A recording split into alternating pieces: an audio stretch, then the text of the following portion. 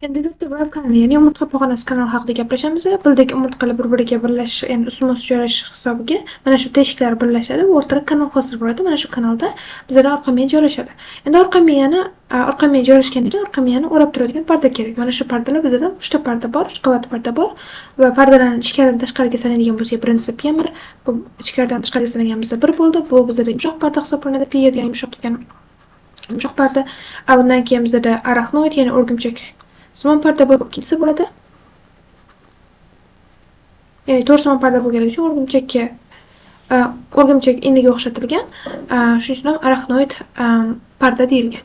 Va yumshoq parda bilan arachnoid parda o'rtasida bizda subarachnoid bo'shliq joylashadi. Subarachnoid bo'shliq deyilishiga sabab bu arachnoid pardadan pastda joylashgan, shuning uchun ham subarachnoid bo'shliq deyiladi.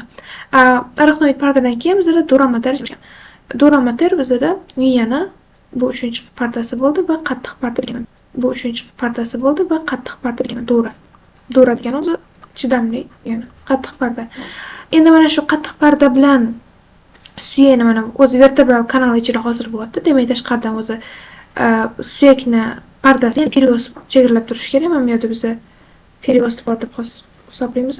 Mana shu periost va dura mater o'rtasida bizda epidural bo'shliq joylashgan bo'ladi. Epidural yoki ekstradural bo'shliq. Ekstradural bo'shliq. Mana bu yerda ham ko'rsatilgan ekstradural qavat ko'rsatilgan, mana bu ekstradural bo'shliq. Mana shu yerda joylashgan. Buni biz epidural bo'shliq deyishimiz ham mumkin, chunki dura materdan ustida joylashgan. Ustida joylashganligi uchun epi degan qo'shimcha qo'shilgan. Epidural bo'shliq asosiy vazifasi, asosiy umuman ichida joylashadigan strukturalar venous plexuslar joylashadi, ya'ni venous chigallar joylashadi. Mana shu umurtqa pog'onasiga qon tomirlar kelib qo'yiladigan va bundan tashqari mana shu plexus tashqaridan o'rab turadigan yog', fat degani yog' qilib joylashadi. Ya'ni venous plexus fatdan iborat bo'lgan ekstradural bo'shliq hisoblanar ekan. Lekin orqa miya bilan bosh miya farqi, mana shu bosh miyada normal holatda ekstradural yoki epidural bo'shliq bo'lmaydi. Faqatgina gematoma holatlarida, ya'ni qon quyilib qolsa, o'sha bo'shliq patologik ravishda paydo bo'ladi. Shuni eslab qolishlar kerak. Miyani umuman demak tuzilishi, demak orqa miya joylashar ekan, yumshoq pardasi, arachnoid bo'shliq bor ekan, keyin arachnoid parda bor ekan, keyin qattiq pardaning ustida epidural bo'shliq bor ekan va uni atrofida umurtqa suyaklari joylashgan ekan. Undan tashqari mana bu nervlarni ko'rayotgan bo'lsanglar, nervlar, spinal nervlar, ya'ni orqa miya nervlari chiqadi. Orqa miyadan va ularning anterior shoxi bor va posterior shoxi bor. Anterior shoxi ancha qalin posteriorga qaraganda, chunki bu ko'proq sohani innervatsiya qiladi. Shuni bilishimiz kerak va yana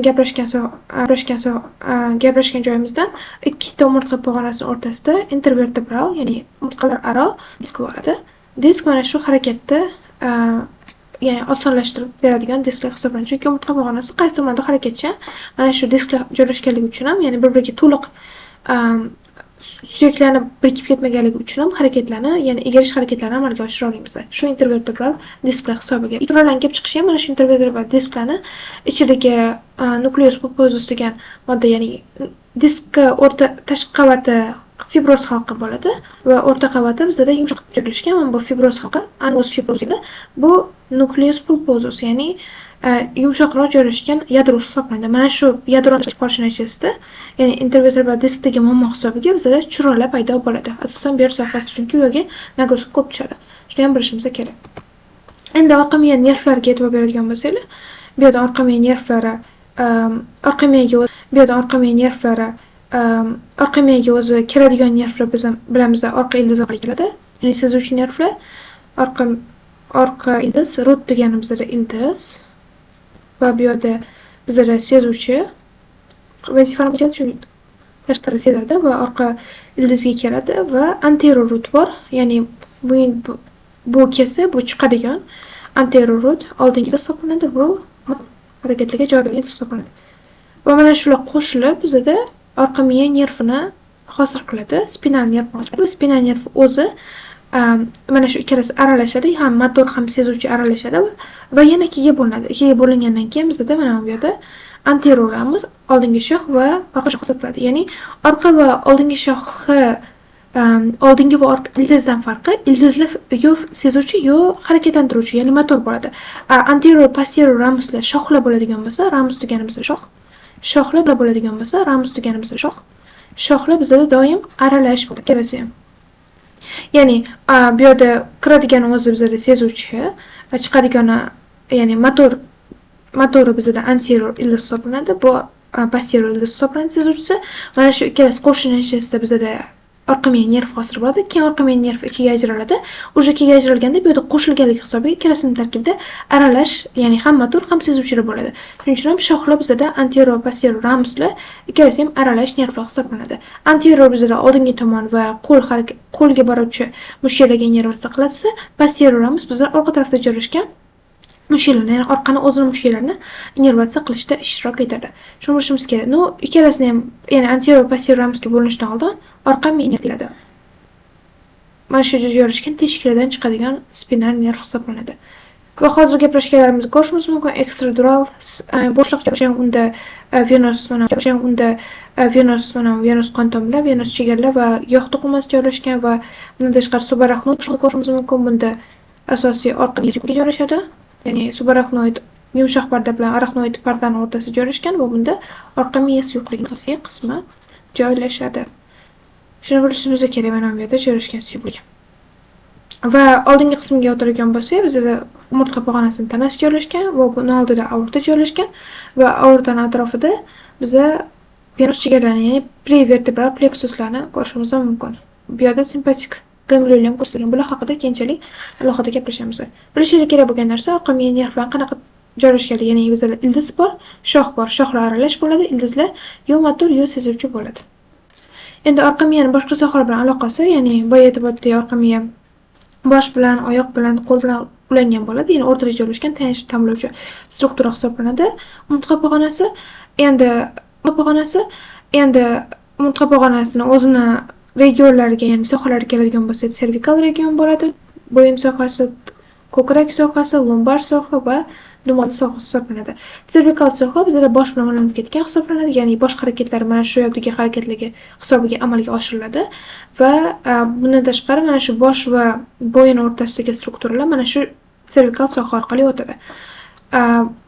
Mana bu yerda aytib beradigan bo'lsak, orqa miyadan keyin bosh miya davom etishi kerak, ya'ni ikkalasi bir bilan qo'shilgan, chunki orqa miya suyuqligi ham bosh miya suyuqligi mana shu ikkalasining o'rtasida sirkulyatsiya bo'ladi va bu narsa bizda foramen magnum, ya'ni ensa suyagidan hosil bo'ladigan foramen magnum katta teshik orqali amalga oshadi. Ya'ni foramen magnum orqali arteriya kiradi, nervlar kiradi. Umuman miya va qonuniy sistemasi shu teshik orqali tutashgan bo'ladi. Foramen magnum. Bu occipital, ya'ni ensa suyagida joylashgan teshik hisoblanadi. Shuni bilishimiz kerak.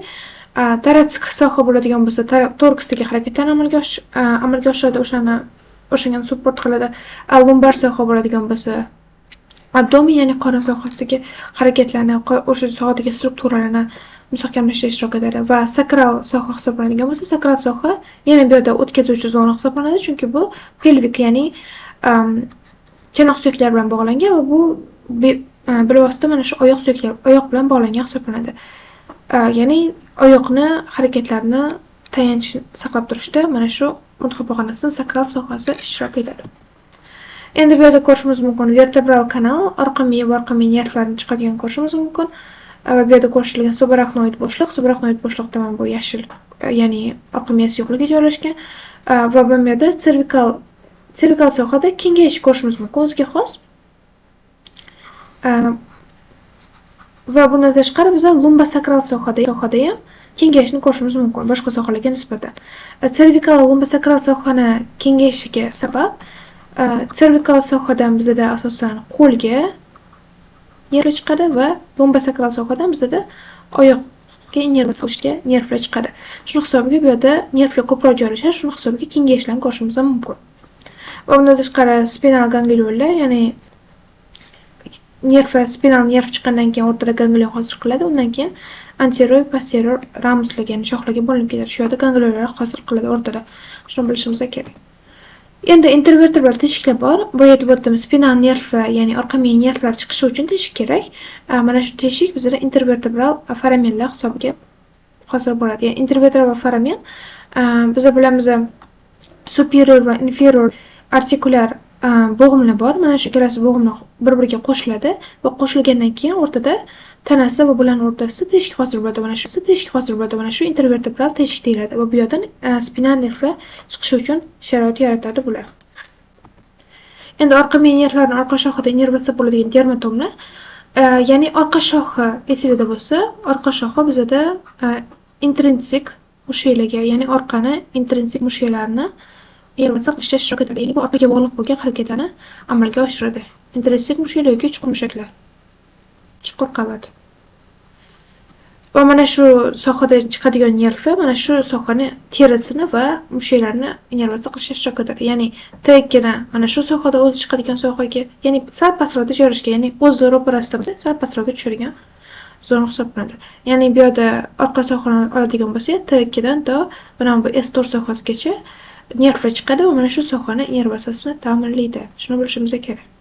Lekin bu yerda exception, ya'ni istisno bergan L4 bilan L5 da kutaneus tarmoqlari bo'lmasligi mumkin.